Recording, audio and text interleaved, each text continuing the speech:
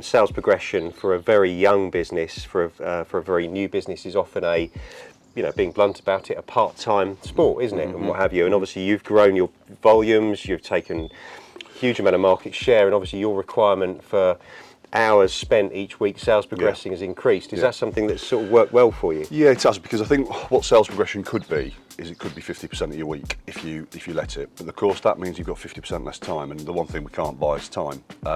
So having that extra time also allows you to focus on the front end. I classify myself as being great in the living room with prospective sellers and then converting that into a listing. But if I've only got half the time, I can only list half the houses. So actually we've seen greater growth than I ever thought we could do. When I wrote down my ideas back in 2020, I didn't sort of plan on the numbers we're doing at the moment. This year we come to our end of our eXp year at the end of June, and we will probably complete on something like 110 transactions in that time.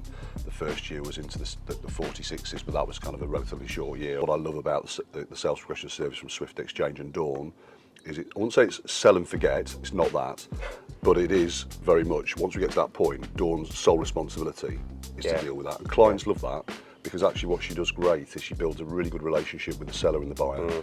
That then often reflects really well in the review that we get from sellers and buyers. It's really rare to get buyer reviews. As an agent, you usually get seller reviews, but buyer reviews are quite rare to come by. But they all talk about that communication aspect. And I think the one thing that needs to change dramatically in this industry is the amount of communication that's going backward and forward. I think the one thing that people get most frustrated with when they're a seller is not hearing enough, not knowing enough.